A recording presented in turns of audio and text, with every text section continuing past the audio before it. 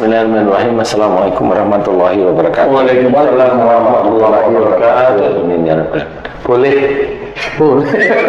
Ya, tapi tanya gitu doang. Boleh nggak ibu? Boleh. Terus misalnya kalau itu terjadi ya Pak Ustadz ya, anggap aja pada keluarga saya seperti itu.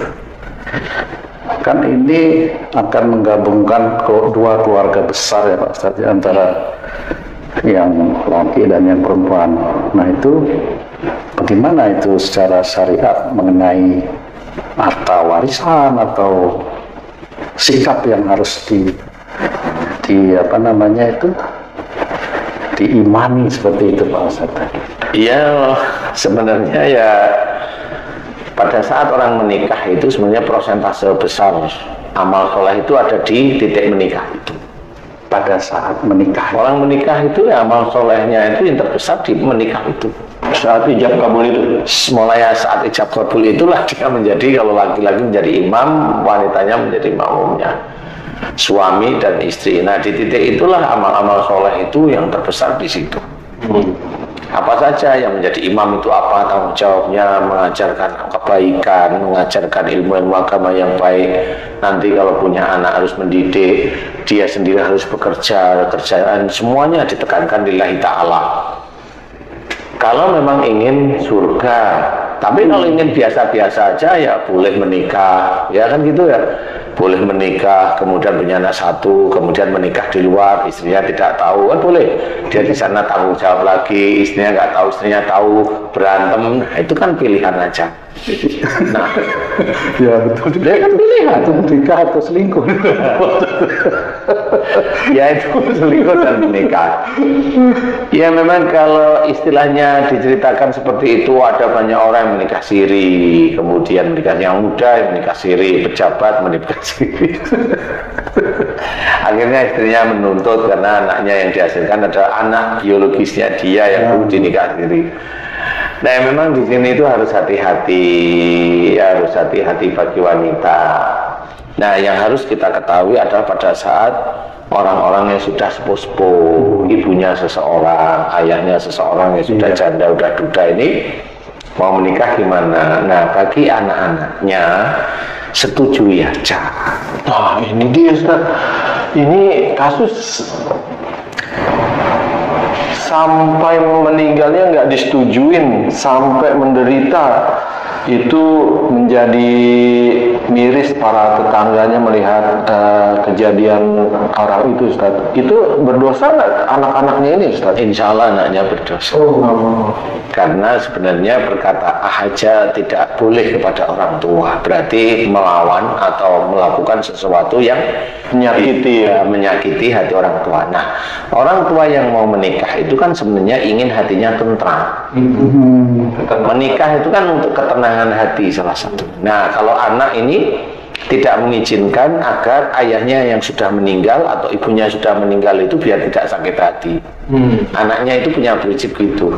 Biar ayah atau ibu yang sudah meninggal itu nggak sakit hati kalau ibunya atau ayahnya menikah lagi. Padahal itu menurut nafsunya ya. Itu kan menurut nafsunya dia. Padahal yang meninggal itu juga kan nggak tahu kalau yang pasangannya menikah lagi gitu maksudnya. Ya. Secara syariat kan dibenarkan, tentunya yang meninggal juga nyetujuin sebenarnya. Ya yang meninggal itu sebenarnya juga nggak ngurusin dunia. Nah nggak ngurusin dunia, persoalannya lah nanti di surga itu bagaimana? Ayah suami jadi dua. Saya malah mau tanya seperti ini, emang yakin ayah ibumu itu masuk surga? Kan gitu ya. Kan nggak perlu gitu diucapkan. Kalau memang kalau kamu bertanya emang yakin anak ayah ibumu masuk surga, lah wong kamu sendiri tuh ayahmu mau nikah aja nggak boleh, kamu aja sendiri mau doain gimana? Ya nggak diterima kamu. Karena apa? Itu sudah menjadikan hati orang tuanya nggak tenang, sedih, sakit, sampai meninggalnya ayahnya sakit hati. Itu anaknya itu dosa, sampai kapanpun dia akan dosa. Selama ayahnya atau ibunya mau menikah tersakiti dan ayah ibunya itu kenapa nggak berani nikah lagi? Karena dia sudah ikut dengan anaknya dan anaknya diikuti tidak setuju. Kan itu nyakitin sebenarnya. Orang tua seperti itu dia pasti sakit hati walaupun tidak ngomong, dia hatinya sakit. Anaknya merasa menang karena orang tuanya ikut dia. Kalau saya jangan. Yang seperti itu adalah arogan, egois seperti itu. Jangan lakukan pada orang tua kita. Nah, Ustaz, yang di luar kewajaran adalah secara umum nih, secara bermasyarakat yang udah lanjut, istilahnya udah sepuh untuk menikah lagi, yang mana anak-anaknya ini bingung, Ustaz. Ini sebenarnya apa yang dicari? Sebenarnya apakah ketenangan itu yang dicari, Ustaz? Ketenangan. Ini nomor satu ketenangan lah secara teori itu. Nomor dua nafsu kan wallahu alam ya. Jadi kalau memang menikah ya sudah izinkan aja, itu anak soleh atau solehat. Ya begitu itu. Bukan dihalang-halangi agar tidak menikah. Itu sebenarnya. Jadi untuk menenangkan hatinya nggak ada masalah. Kalau udah tua itu begitu. Coba anaknya itu dia punya suami atau dia punya istri. Coba pasangannya jauh dari dia, nyari nggak dia? Nyari, karena anaknya juga butuh ketenangan. Loh kok gitu, orang tuanya yang lahirin dia, yang hamil ngandung dia, yang lahirin dia, yang menyusui dia, yang mendidik dia, yang kadang itu harta yang diberikan hanya cuma nasi tiap pagi, siang, sore, ngajak ngelencar, itu memang cukup untuk membahagiakan hatinya. Tidak cukup. Jangan dihalang-halangi lagi. Tidak ada masalah, insya Allah tidak ada masalah. Jangan berpikir nanti ibuku nggak ketemu sama ayahku lagi di surga. Lu, saya malah mau tanya, emang tahu kalau ibu sama bapaknya mau masuk surga? Udah tahu kan gitu ya. Nggak boleh. Lah wong kamu ngelarang itu sudah jalan neraka itu sebenarnya. Aduh. Itu ngelarang itu sudah jalan menuju neraka. Sholatnya habis dihabiskan dengan sakit hati orang tuanya. Habis itu sholatnya karena orang tuanya sakit hati. Nah, kalau anak yang udah berlaku seperti itu, terus dia bertobat gimana caranya? Dia tinggal tobat mohon ampun. Tapi tobatnya setelah orang tuanya meninggal semua. Lah ya itu terserah Allah mau diampuni apa enggak kan gitu. Intinya pada saat tobat atau belum tobat, ayahnya atau ibunya yang mau nikah dilarang sama dia kan sakit hati. Bisa nggak dia tahu sakit hatinya itu besarnya sebenarnya? Enggak bisa. Itu sama kalau boleh saya cerita. Kalau kamu dulu itu kecil bayi, ayahmu jengkel, kamu dibuang dan dibiarin, itu baru 1 hari loh itu. Nah, itu sakit hati itu bertahun-tahun itu kan nyimpen sebenarnya. Nyimpan, dan bisa nggak itu dilunasi dengan tobatnya? Wallahu alam, saya nggak ngerti bisa atau tidaknya. Tapi nyimpan mana nggak? Itu neraka yang disiapkan untuk anaknya tuh. Iya. Sama seperti kalau mau punya istri, nyakitin hati suami, itu disiapkan itu neraka. So gitu. Pak Ustadz, ini agak ngeri juga nih. Bagaimana itu cara untuk menciptakan satu ketenangan di dalam rumah tangga antara suami istri itu, Pak Ustadz? Apa yang harus dilakukan? Ketenangan, tidur. Tenang, tidur, bangun, lihat nggak tenang, tidur lagi. Gimana itu Pak Ustadz?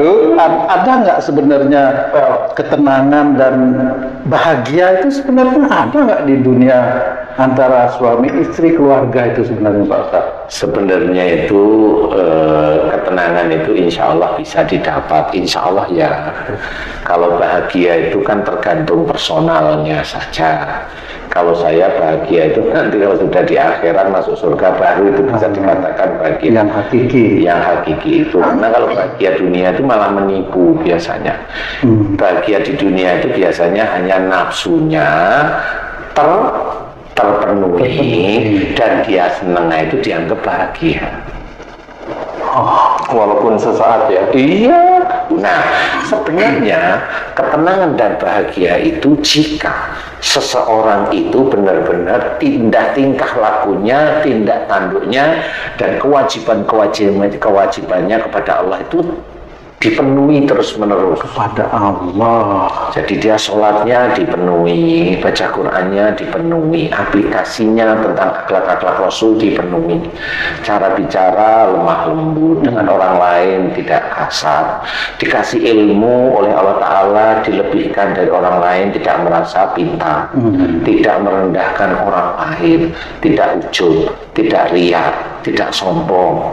Kalau diberi rizki, ditata rizkinya, mana yang untuk keluargaku, mana yang harus aku bayar zakatnya, zakat malnya, mana yang untuk sedekah, itu ditata. Nah, di titik-titik itulah kalau orang sudah menata ada di garis Allah, bisa sebenarnya ada sedikit bahagia di situ.